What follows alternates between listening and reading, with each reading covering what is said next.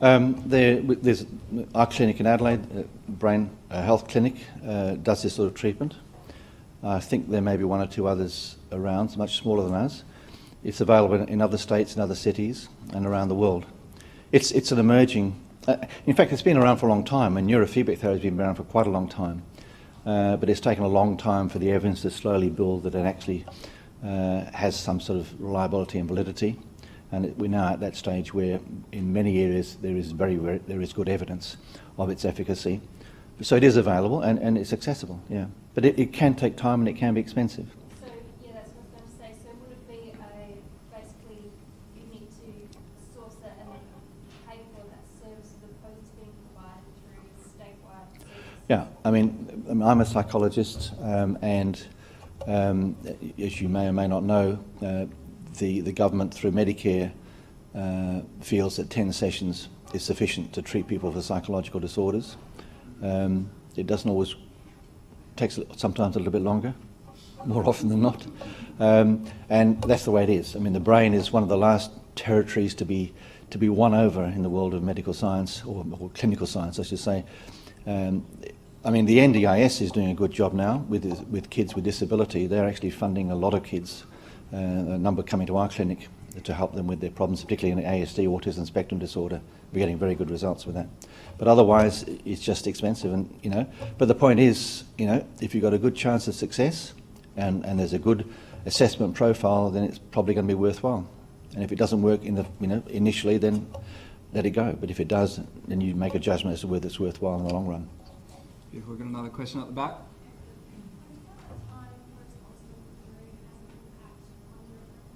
Just repeat that, sorry?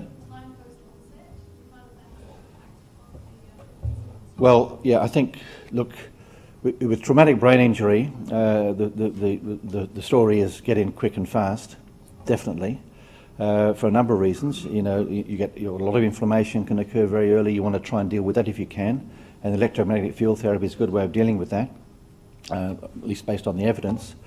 The other thing for getting in early is that often family and friends don't understand, and you have secondary affective complications. And if you're in the medical legal field, you get complications there too, because you often don't get the support you hope for.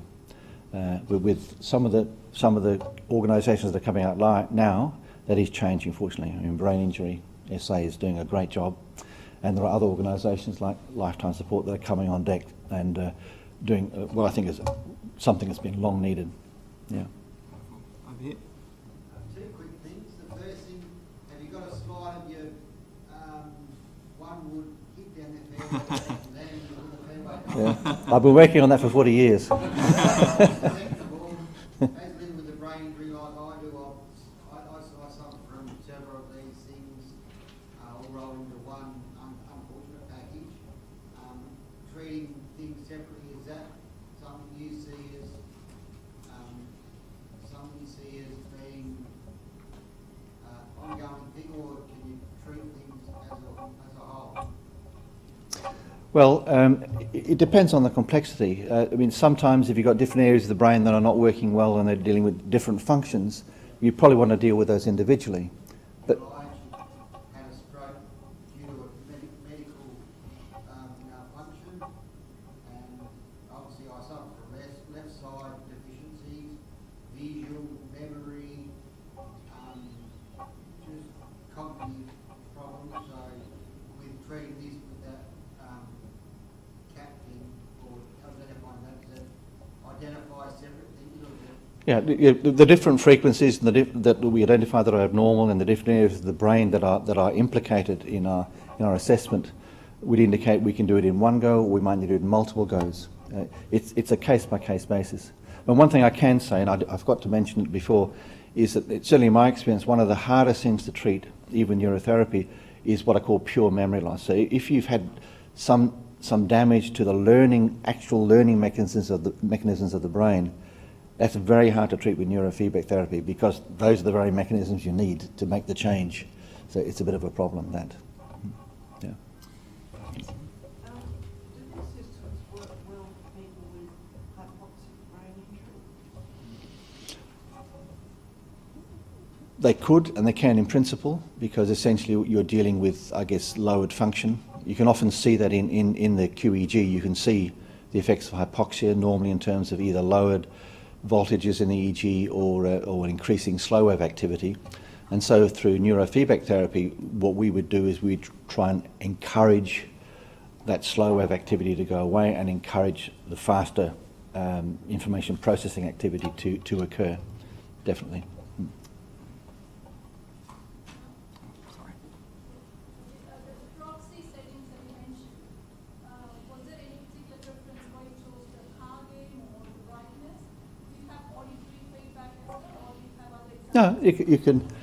No, you can do whatever you like, really. I mean, in some therapy sessions they have little teddy bears that make squeaky noises, more or less, whatever. You know, it's as inventive as you want to be. It can be sound, it can be audio visual, it can be games, like you can be winning a game or losing a game depending on how your brain's going. Just depends how inventive you are and how much money you pay for the different bits of software. When recovering for someone who suffers multiple mild TBIs, is there any way of determining when you've reached the end of recovery or you can push further to get more function?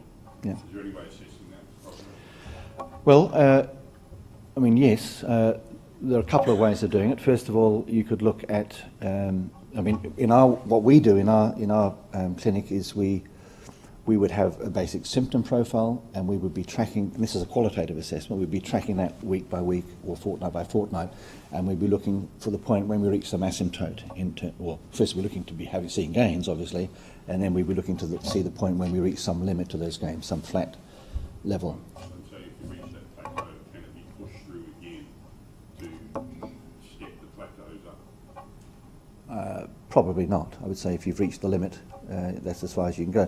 But that may just be with one aspect of functioning. There may be other aspects of functioning that can then be dealt with. The other thing too is we do neuropsychological reassessment, so we get some quantitative measure of change. Yeah. Got a question? I'm curious about the evidence for neurotherapy in the pediatric population for acquired brain injury. I just wonder whether there's some differences given that you're treating a developing brain. Yeah. Well, all I can say is that when we are assessing normality, and this is always a difficulty with paediatrics, is, you know, I'm not saying it's easy. The normative parameters would be age and sex matched or gender matched, no, sex matched, and that's really all we can go on. But what I can say is we do a lot of paediatric work, and we get a lot of positive outcomes. Question? How about those who experience seizures? Have you worked with those type of clients? Yeah. And has there been success with this? There has been. In fact, seizures were the first thing that neurotherapy, feedback therapy were used on. That's how it was discovered, through seizures. So, and in fact, I mean, all it does, it's a bit like anticonvulsants, but it's more specific. So you give an anticonvulsant, of course, you're dampening the functioning of the whole of the brain, which of course is not necessarily what you want, as well as the area where the seizure is located, or the seizure focus is located. But with neurofeedback therapy, you can use a technique to dampen the area where the seizure focus is located, to try and diminish its functioning or reduce its functioning level, and therefore reduce the likelihood of a seizure occurring. On one of the slides you pointed out myelin sheaths. Would this be successful in treating multiple sclerosis? I've never tried it on multiple sclerosis. I guess it could in principle. I mean, it was something one could try. The thing is that what neurofeedback therapy does is if you've got a pathway that's deficient, then what it will do is it will encourage the development of new pathways to develop between the areas of concern that are not connecting well, encouraging new pathways to develop. So in principle, based upon the model I use, it could work. But of course it depends on how extensive the MS is. Yeah. We have time for just one last question. Yep. Is there an opportunity for participants today to come to your clinic? I'm sorry? Is there an opportunity for us to come and visit you in your clinic? Yeah, you just ring up and make a time. Yeah. Because that was a short question, I'm going to take one more.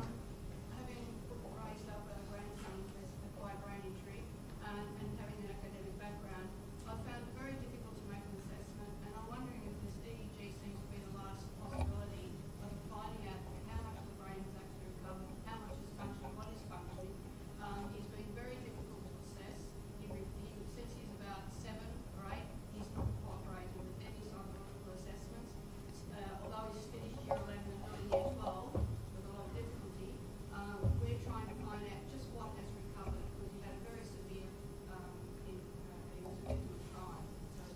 dear.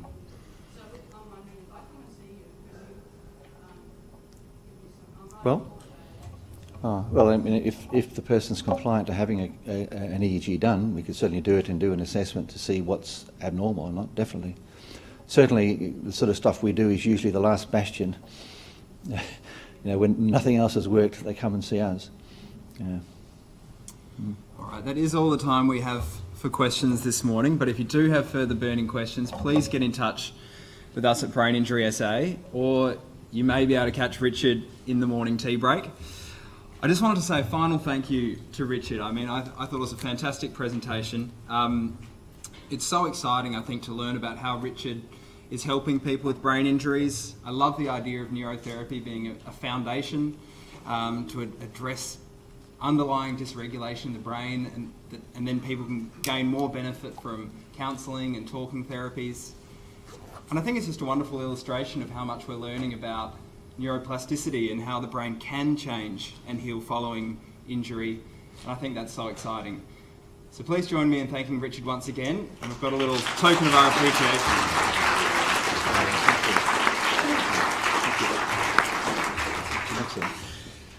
Okay, so that just about wraps up the formal proceedings this morning. I'd like to remind you that this is just the first of 4 Assuming Control seminars. We've got 3 to go over the next 6 weeks.